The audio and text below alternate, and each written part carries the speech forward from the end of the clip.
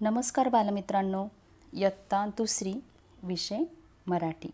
मुलांनो, आज आपण मराठी पाठ्यपुस्तक पान नंबर 54 व 55 वरील कणभर तीळ ही कविता अभ्यासणार आहोत। प्रथम आपण चित्रांचं निरीक्षण करूया। चित्रात काय काय दाखवलं आहे ते पाहूया। बघा, इथे आपल्याला 3 चित्रे दिसत आहेत। ते काय करतायत? एका छोट्याशा चित्राकडे। आपल्या कवितेचं नाव आहे कणभर तीळ, म्हणजे छोटासा तीळ हा आकाराने छोटा असतो, म्हणजे हा तीळ असणार आहे। तर हे जे तिघे जण आहेत, हे तिघे जण तिळाकडे पाहून हसताना आपल्याला दिसत आहेत। त्यानंतर पुढच्या चित्रामध्ये बघा, हे जे तीळ आहे ते तीळ भराभर कुठेतरी चाललेले आपल्याला दिसत आहेत। त्यानंतर पुढच्या चित्रामध्ये बघा, हे तिघे जण जे दाखवलेले आहेत ते मगाशी तिळाला हसत होते, ते आता घाबरलेले आहेत आणि ते पळून जाताना आपल्याला दिसत आहेत। परंतु तीळ काही इथे आपल्याला दिसत नाही। तीळ कुठे गेला असेल? बहुतेक तीळ हा या स्वयंपाकघरात गेलेला असावा आणि या ताईने तिळापासून छानसा पदार्थ बनवलेला असेल, अशी कल्पना ह्या कवयित्री लीलावती भागवत यांनी केलेली आपल्याला दिसून येते आहे। प्रथम आपण या कवितेचं गायन करूया। कवितेचं नाव आहे कणभर तीळ। वाटाणा फुटाणा शेंगदाणा उडत चालले टनाटना, वाटाणा फुटाणा शेंगदाणा उडत चालले टनाटना, वाटेत भेटला तिळाचा कण, हसायला लागले तिघेही जण।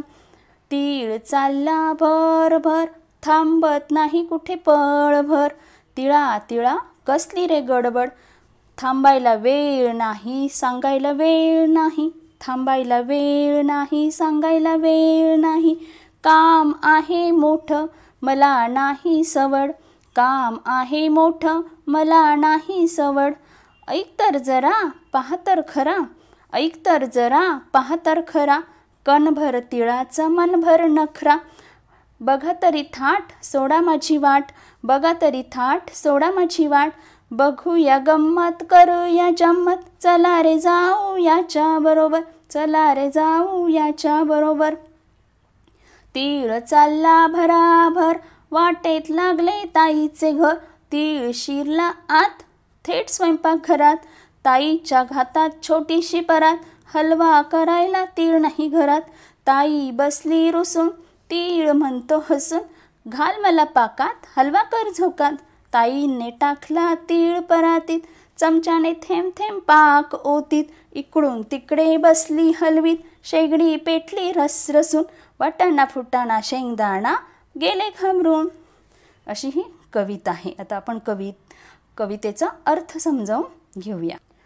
बघा, इथे आपल्याला ही जी 3 चित्रे दाखवलेली आहेत त्याच्यातला हा पहिला जो हिरव्या रंगाचा दिसतो आहे तो काय आहे? वाटाणा आहे। त्यानंतर इथे जो हा पिवळसर रंगाचा दिसतो आहे तो कोण आहे? फुटाणा। आता हा जे फुटाणा आहेत हरभऱ्यापासून बनवले जातात। त्यानंतर हा जो थोडासा लालसर हा दिसतो आहे हा कोण आहे? शेंगदाणा आहेत। आणि हा एक छोटासा दाखवलेला आहे तो कोण आहे? कणभर तीळ, छोटासा तीळ हा आहे। आणि हे तिघे कसे आहेत? वाटाणा फुटाणा शेंगदाणा तिघे आकाराने मोठे आहेत आणि हे तिघे जण ह्या छोट्याशा तिळाला काय होत आहेत? हसतायत, त्याची मस्करी हे करता आहेत असं आपल्याला दिसत आहेत।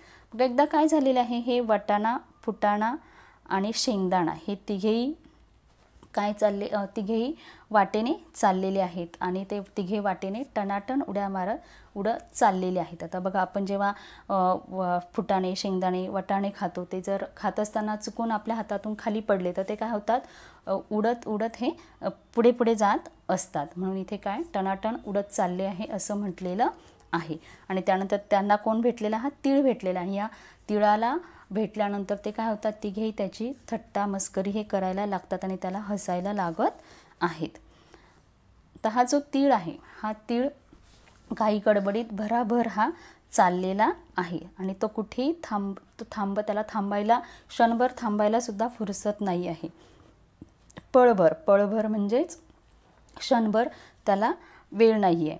आता हा जो तीळ आहे हा तीळ त्यांना म्हणाला, काय म्हणतोय बघा, मला थांबायला वेळ नाही आहे आणि सांगायला तर अजिबात सुद्धा वेळ नाही आहे, माझी सगळी गडबड आहे, मी खूप घाईमध्ये आहे असं तो सांगत आहे। मी मोठ्या कामाला निघालेलो आहे आणि मला जराही वेळ नाही. आता सवड, सवड म्हणजे काय, वेळ, मला थोडासुद्धा वेळ माझ्याकडे नाही आहे असं तो सांगतो. यावर तिघे त्याला म्हणतायत, कोण, वटाणा फुटाणा शेंगदाणे, त्याला असं म्हणतायत, अरे जरा ऐक तर, जरा आमच्याकडे बघ, पहा तरी, तू एवढा छोटासा तीळ आहे, मात्र तुझा जो नखरा आहे, हा जो नखरा काय आहे, मनभर आहे. आता मनभर, मनभर या शब्दाचा अर्थ असा आहे, मन, मन म्हणजे धान्य मोजण्याचं हे जुनं प्रमाण आहे, त्यासाठी त्याला मन असा हा शब्द होता. ते काय म्हणताय, तुझा नखरा मनभर, म्हणजे तुझा नखरा खूप असा जास्त आहे. त्यावर तीळ काय त्यांना म्हणतोय बघा, माझा थाट बघा आणि माझी वाट सोडा, मला खूप घाई आहे. मग तिघेजण त्याला म्हणतात, एकमेकांना म्हणतात, चला याची आपण जरा गंमत करूया आणि याच्याबरोबर आपण जाऊया, याची आता आपण गंमतच करूया. काय गंमत होते पुढे पाहूया बरं आपण. म्हणजे हा तीळ जो आहे, हा तीळ काय झालेला आहे, भरभर हा चाललेला आहे आणि वाटेत त्याला ताईचे घर लागलेलं आहे. आणि ताईचं घर आल्यानंतर तो काय झालेला आहे, ताईच्या घरात गेलेला आहे आणि थेट तो कुठे गेलेला आहे, स्वयंपाकघरात गेलेला आहे. स्वयंपाकघर म्हणजे तुम्हाला माहिती आहे, जिथे आई जेवण बनवते त्याला आपण काय म्हणतो, स्वयंपाकघर किंवा किचनसुद्धा असं आपण त्याला म्हणतो. आणि त्याने पाहिलं की ताईच्या हातामध्ये काय आहे, छोटीशी परात आहे. परात म्हणजे काय रे, पाहिली का रे तुम्ही? परात म्हणजे बघा, आई ज्याच्यामध्ये भाकरी बनवते किंवा चपातीचं पीठ भिजवते, ते जे ताटासारखं असतं, गोलाकार पसरट भांडं असं असतं, ताटापेक्षा थोडंसं ते मोठं असतं, त्यालाच काय म्हणतात, परात असं म्हणतात. मग ताईने ताईच्या हातात त्याने परात पाहिली आणि ताईला काय करायचं असतं, हलवा तिला बनवायचं असतो. पण हलवा बनवण्यासाठी तिच्याकडे काही तीळ नसतात. आता हलवा म्हणजे काय बघा, तीळ असतो, या तिळामध्ये गुळाचा किंवा साखरेचा पाक घालून केलेला गोड पदार्थ, त्याला हलवा असं म्हणतात. बघा आता मकर संक्रांत आलेलीच आहे, शुक्रवारी मकर संक्रांत आहे, ते काहींच्या घरी आई हलवा बनवते, काहींच्या घरी तिळाचे लाडू हे बनवते. तर त्याच्यामध्ये गूळ किंवा साखरेचा पाक करून तिळामध्ये टाकून तो गोड पदार्थ बनवला जातो. तुमच्या पण घरी आईने कोणता पदार्थ बनवते ते पाहायचं आहे, त्याची रेसिपी पाहिजे आहे. कोणाच्या घरामध्ये हलवा बनेल, कोणाच्या घरामध्ये लाडू बनवले जातील, ते तुम्ही नीट त्याचं आई कसं बनवते त्याचं निरीक्षण हे करायचं आहे. त्यानंतर बघा, ताई ही तीळ नाही म्हणून काय झालेली असते, रुसून बसलेली असते, ती हिरमुसली असते की अरे आपल्याला हलवा करायचा आहे परंतु तीळ काही आपल्याकडे नाही. मग त्याने पाहिलं ताई बसलेली आहे, मग त्याने काय केलेलं आहे, ताईला त्याने असं उदास पाहिलं आणि तीळ तिला हसून काय म्हणतोय बघा, अगं ताई कशाला रुसलीस, मी आलोय ना आता, तू काय कर, मला पाकात घाल आणि झोकात हलवा कर. पाक म्हणजे काय बघा, गूळ किंवा साखर असते, या साखरेमध्ये पाणी घालून केलेला रस, याला काय म्हणतात, पाक असे म्हणतात. मग तिने काय सांगितले, तू काय कर, मला पाकामध्ये घाल आणि छान असा हलवा कर, असं तो ताईला म्हटलेलं आहे. ताईने जो तीळ आहे, तीळ काय केलेला आहे, परातीत घेतलेला आहे आणि वर चमच्याने त्याच्यावर थेंब थेंब पाक ह्या तिळावर ओतायला सुरुवात केलेली आहे आणि त्या पाकामधल्या तिळाला ती हलवीत राहिलेली आहे, मी त्याला मिक्स करत राहिलेली आहे. तर शेगडी पेटली रसरसून, म्हणजे शेगडी म्हणजे जो जाळ आहे, हा जाळ कसा आहे, रसरसलेला असा आहे. आता इथे रसरसून याचा अर्थ असा लालभडक पेटलेला असा त्याचा अर्थ होतो. बघा चित्रात आपल्याला दाखवल्याप्रमाणे त्याचा गॅस हा ठेवलेला आहे. आता हे जे तिघेजण दिसत आहेत की नाही बघा, वटाणा फुटाणा शेंगदाणा, तर यांनी पाहिलं की जो तीळ आहे, हा तीळ कशामध्ये गेलेला आहे, पाकामध्ये गेलेला आहे, शेगडीवरती कढईमध्ये हे सगळं ठेवलेलं आहे, शेगडी जाळ खालून लावलेलं आहे आणि हे सगळं पाहून हे तिघेजण वाटाणा फुटाणा आणि शेंगदाणे खूप घाबरलेले आहेत आणि घाबरून ते काय केलेले आहे, त्यांनी तिथून ते पळालेले आहेत, त्यांनी धूम ठोकलेली आहे, असं या कवितेचा अर्थ आहे. ही कविता तुम्ही गायची आहे आणि पाठसुद्धा करायची आहे. आता या कवितेवर आधारित आपण वर्गकार्य पाहणार आहोत. बघा प्रश्न पहिला आहे, कोण ते लिही. तिळाला पाहून हसणारे, कोण हसत होतं तिळाला पाहून, वटाणा फुटाणा व शेंगदाणा, हे तिघेजण हसत होते. पुढचं आहे तिळाच्या बरोबर जाणारे. तिळाच्या बरोबर कोण गेलेलं होतं? तर तिळाच्या बरोबर वाटाणा, फुटाणा व शेंगदाणा. ई पाहिजे हलवा करणारी. हलवा कोण करत होतं? ताई ही हलवा करत होती. त्यानंतर पुढच्या पानावर का ते लिही. अ वाटाणा, फुटाणा, शेंगदाणा हे तिळाला हसू लागले. का हसू लागले तरी ते वाटाणा, फुटाणा, शेंगदाणा तिळाला? बघा, कारण हे तीळ जो आहे हा तीळ भरभर चाललेल्या कणभर तिळाचा मनभर नखरा होता, म्हणून काय झालेले आहे ते हसायला लागलेले आहेत. वाटाणा, फुटाणा, शेंगदाणा हे तिळाबरोबर निघाले. का निघाले होते तिळाबरोबर? कारण तीळ एवढ्या घाईने कुठे जातोय हे त्यांना पाहायचे होते म्हणून. ताई रुसून बसली. का रुसली होती ताई? कारण हलवा करण्यासाठी घरात तीळ नव्हते. वाटाणा, फुटाणा व शेंगदाणा घाबरून गेले. का घाबरलेले आहेत ते? कारण रसरसून पेटलेली शेगडी त्यांनी पाहिली म्हणून ते घाबरलेले आहेत. पुढचा प्रश्न आहे असे कोण म्हणाले? तिळा तिळा कसली रे गडबड. असं कोण म्हणालेले आहे? असे वाटाणा, फुटाणा व शेंगदाणा म्हणाले आहेत. काम आहे मोठं मला नाही सवड. असे तीळ म्हणाला. पुढचा प्रश्न पाहायचा आहे पाठातील गमतीदार वाक्य शोधून पाटीवर लिही. आता ही जी तुमच्या पाठात म्हणजे कवितेमध्ये जी वाक्य आलेली आहेत गमतीदार, ती वाक्य आपल्याला शोधायची. कशी वाक्य शोधायची आहेत? जसे उडत चालले, टनाटन यासारखी आपल्याला वाक्य शोधून लिहायची आहेत. आता आपण कवितेत ती वाक्य शोधूया.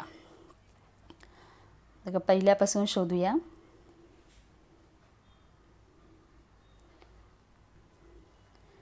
इथे पाहायचं आहे बघा, इथे कणभर तिळाचा मनभर नखरा यासारखं वाक्य.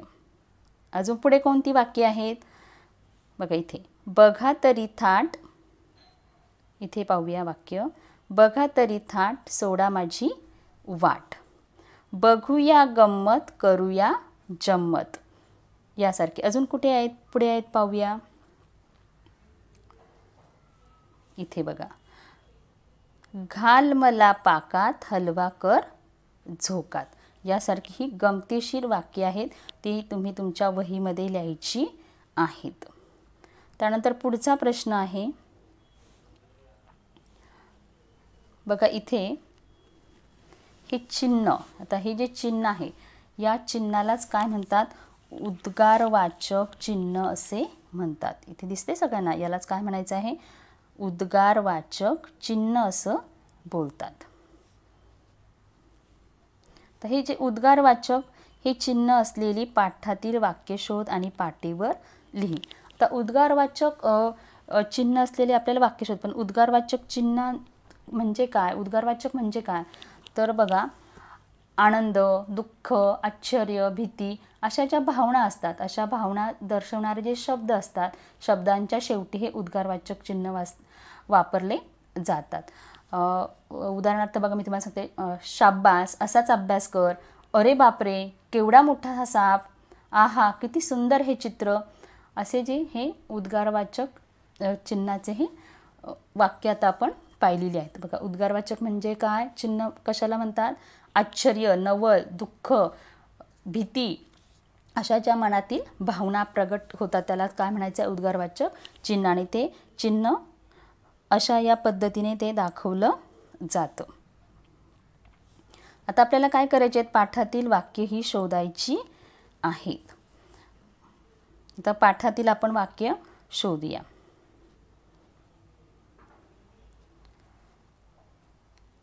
इथे पहा, उडत चालले टनाटना हे पहिलं वाक्य आहे. त्यानंतर पुढचं अजून वाक्य कुठे आहे? हसायला लागले तिघेही जण. त्यानंतर पुढे इथे पहा, थांबत नाही कुठे पळभर. कणभर तिळाचा मनभर नखरा. त्यानंतर काम आहे मोठं मला नाही सवड.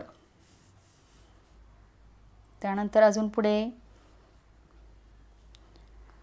बघा तरी थाट सोडा माझी वाट, बघूया गंमत करूया जम्मत. त्यानंतर अजून पुढे पाहूया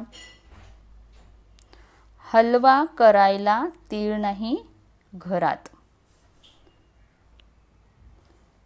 त्यानंतर पुढे वाटाणा फुटाणा शेंगदाणा गेले घाबरून. अशा प्रकारे ही उद्गारवाचक चिन्हे तुमच्या कवितेमध्ये आहेत, ती तुम्ही पाहायची आहेत आणि शोधून तुम्ही तुमच्या वहीमध्ये लिहायची आहेत. त्यानंतर पुढे पाहायचं आहे उच्चारांची गंमत. आधी सावकाश म्हण, वेग वाढवत म्हण, काय गंमत होते ते तुम्ही तुमच्या पालकांना सांगायचं आहे. हे उच्चारांची गंमत याचं वाचन तुम्ही 2 वेळा करायचं आहे. त्यानंतर पुढे प्रश्न विचारूया.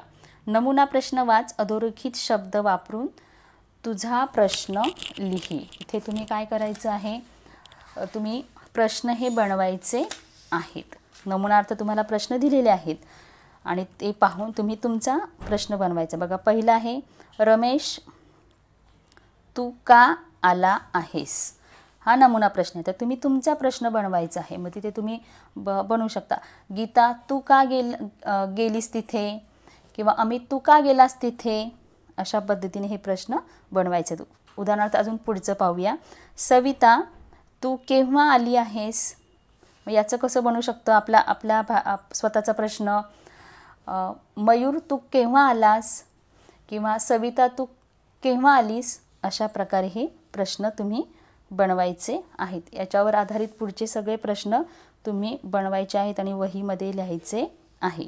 पुढचा प्रश्न आहे गटात प्रश्न विचार आणि उत्तरे पाटीवर लिही. पाटीवर लिही म्हणजे तुम्ही हे वहीमध्ये लिहायचं आहे. एक उदाहरण आपल्याला समजावून दाखवलेलं आहे, जसे चिंच आंबट. प्रश्न आणि त्याचं उत्तर. बघा काय प्रश्न केलेला आहे, चिंचेची चव कशी आहे. मग त्याच्यावर त्याचं उत्तर लिहायचं आहे चिंचेची चव आंबट आहे. दुसरा प्रश्न पहा, आंबट काय आहे. त्याच्यावरच आधारित आपण प्रश्न बनवलेला आंबट काय आहे. मग त्याचं उत्तर येणार चिंच आंबट आहे. अशा पद्धतीने आपण काय करायचं आहे, पुढची प्रश्न आणि त्याचं उत्तर हे बनवायचं आहे. इथे तुम्हाला प्रश्न दिलेला आहे आणि लाल अक्षरामध्ये त्याचं ते उत्तर दिलेलं आहे, ते तुमच्या उत्तरामध्ये यायला हवं. आता पहिलं आहे सोनाली आणि हुशार. त्याच्यावर आधारित आपण प्रश्न बनवूया. सोनाली कशी आहे. त्याचं उत्तर सोनाली हुशार आहे. किंवा अजून दुसरा प्रश्न कसा बनवू शकतो, हुशार कोण आहे. त्याचं उत्तर काय येणार, हुशार सोनाली आहे. त्यानंतर अजून पुढे पाहूया आपण खुर्ची आणि लहान. खुर्ची हा प्रश्नामध्ये हा शब्द आलेला पाहिजे आणि उत्तर त्याचं लहान आहे. मग त्याचा प्रश्न आपण बनवूया. प्रश्न खुर्ची कशी आहे. उत्तर खुर्ची लहान आहे. अजून एक प्रश्न लहान काय आहे. लहान खुर्ची आहे. या पद्धतीने. त्यानंतर आपण इथला हा बर्फ आणि थंड पाहूया. बर्फ कसा आहे. त्याचं उत्तर बर्फ थंड आहे. किंवा अजून प्रश्न थंड काय आहे. उत्तर थंड बर्फ आहे. अशा पद्धतीने तुम्ही हे जे पुढचे जे आहेत तुम्हाला शब्द दिलेला आहे आणि त्याचा शब्द पुढचा उत्तरातला शब्द दिलेला आहे, हा तुम्ही याचा करून प्रश्न आणि उत्तर हे बनवायचं आहे आणि तुमच्या वहीत लिहायचं आहे. पुढचा प्रश्न वरील शब्दातील विरुद्धार्थी शब्दाच्या 2 जोड्या शोधून पाटीवर लिही. याच्यामध्ये तुम्ही 2 जोड्या शोधायच्या आहेत आणि ते पाटीवर वहीमध्ये तुम्ही लिहायचं आहे. त्यानंतर पुढचा प्रश्न आहे हे शब्द असेच पाटीवर लिही. तर हे शब्द आहेत तुम्ही तुमच्या वहीत लिहायचे आहेत. कोणते आहे शब्द. श, उशीर, पोशाख, शेतकरी, प्रकाश, शर्यत. त्यानंतर हा पहिला शामृगातला होता, हा षटकोणातला आहे.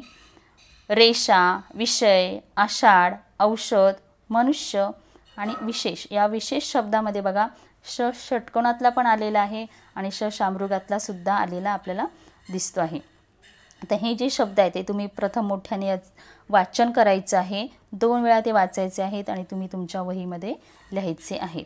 अशा प्रकारे आज आपण कविता आणि कवितेवरचा वर्गकार्य आपण पाहिलेलं आहे. वर्गकार्य तुम्ही तुमच्या वहीमध्ये सुंदर वळणदार अक्षरात सोडवायचं आहे आणि त्याचा फोटो सेंड करायचा आहे. धन्यवाद.